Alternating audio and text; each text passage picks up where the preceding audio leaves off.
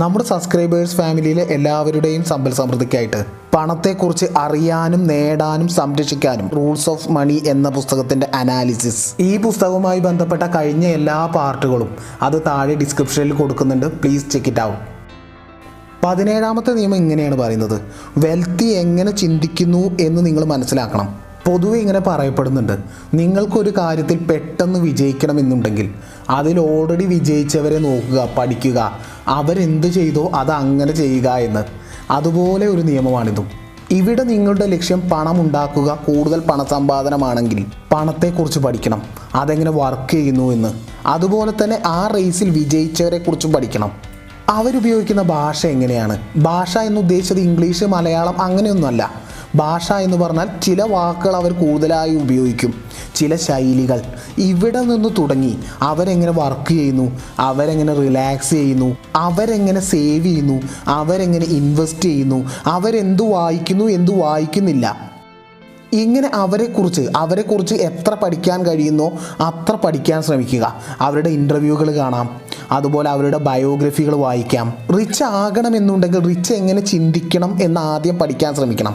ഒരു കാലയളവിന് ശേഷം നമ്മളതായി മാറിക്കോളും. റിച്ചാർഡ് ടെംപ്ലറിൻ്റെ റൂൾസ് ഓഫ് മണി എന്ന പുസ്തകത്തിൻ്റെ 18ാമത്തെ നിയമം ഇതാണ് പറയുന്നത്: അസൂയ പാടില്ല. അതിപ്പോൾ അദ്ദേഹം പറഞ്ഞു തന്നിട്ടൊന്നും നമുക്ക് വേണ്ടല്ലോ. പക്ഷെ പണത്തിൻ്റെ കാര്യത്തിൽ അദ്ദേഹം ആ ഒരു സെക്ഷനിലാണ് പറയുന്നത്. പണത്തിൻ്റെ കാര്യത്തിൽ പണമുള്ളവരെ നോക്കി അവരുടെ പണത്തെ കണ്ടൊരിക്കലും നമ്മൾ അസൂയപ്പെടരുത്. കാരണം അവരെ കണ്ട് നമ്മൾ അസൂയപ്പെടുമ്പോൾ അവരുടെ നല്ല വശങ്ങൾ നമ്മൾ ഉൾക്കൊള്ളാൻ ശ്രമിക്കില്ല. നമ്മളുടെ ശ്രദ്ധ മുഴുവൻ അവരുടെ മോശം വശങ്ങളിലേക്കാവും, അവരുടെ കുറ്റങ്ങളിലേക്കാവും. നമ്മളെക്കാൾ ധനമുള്ളവനോട് തോന്നുന്ന നമ്മുടെ അസൂയ, അതിൻ്റെ മെയിൻ പ്രശ്നം എന്താണെന്ന് പറഞ്ഞാൽ അവരിൽ നിന്ന് നമ്മൾ പഠിക്കാനൊന്നും ശ്രമിക്കില്ല. നമ്മളെപ്പോഴും അവരുടെ മോശം കാര്യങ്ങളാണ് തിരഞ്ഞുകൊണ്ടിരിക്കുന്നത്.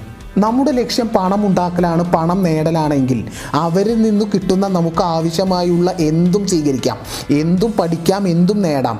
അതിന് അസൂയ പാടില്ല. അവരുടെ ഒപ്പം നിൽക്കണം നമ്മൾ.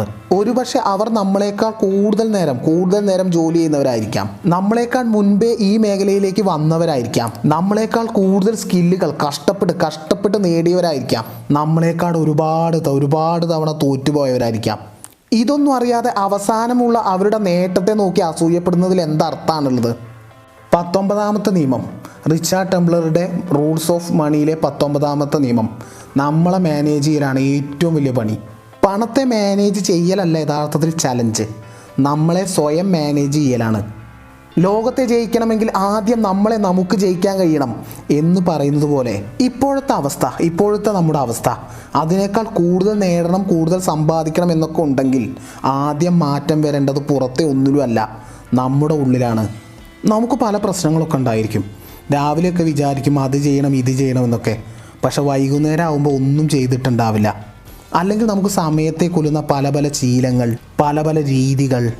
പക്ഷേ യഥാർത്ഥത്തിൽ പണത്തിനായുള്ള ഈ റേസിൽ നാളത്തേക്ക് വേണ്ടി ഇന്നത്തെ പല സന്തോഷങ്ങളെയും ത്യജിക്കാനുള്ളൊരു മനസ്സ് വേണം, പല ഇഷ്ടങ്ങളെയും പിന്നേക്ക് മാറ്റിവെക്കാനുള്ള ത്യാഗം വേണം. നമ്മളെ കൺട്രോൾ ചെയ്യാൻ നമുക്ക് തന്നെ കഴിയണം.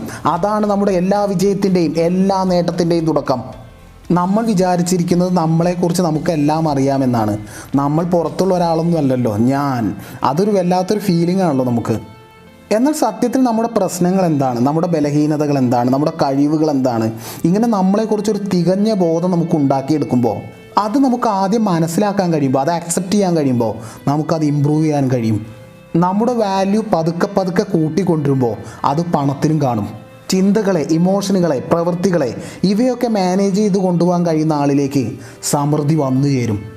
പണത്തിൻ്റെ കാര്യത്തിൽ മാത്രമല്ല, സമാധാനത്തിൻ്റെ കാര്യത്തിലായാലും എല്ലാ കാര്യത്തിലും പേഴ്സണൽ ഡെവലപ്മെൻറ്റ്, നമ്മൾ മാനേജ് ചെയ്യുന്നതിലിരിക്കും വിജയം.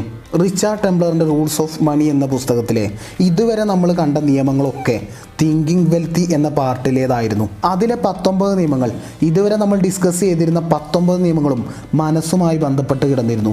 മനസ്സിൽ നിന്ന് ഇനി അടുത്തത് പ്രവൃത്തിയിലേക്ക് വരികയാണ് 2ാമത്തെ പാർട്ടിലൂടെ, ഗെറ്റിംഗ് വെൽത്തി എന്ന സെക്കൻഡ് പാർട്ടിലൂടെ. നേടാൻ കഴിയാത്തത് മാത്രമല്ല നഷ്ടം, കയ്യിൽ കിട്ടിയിട്ടും കളഞ്ഞുപോയതും നഷ്ടമാണ്, അരികിലുണ്ടായിട്ടും എത്തിപ്പിടിക്കാത്തതും നഷ്ടമാണ്. അടുത്ത ഭാഗവുമായി അടുത്ത പ്രാവശ്യം വരാം. It's me MK Jayadev.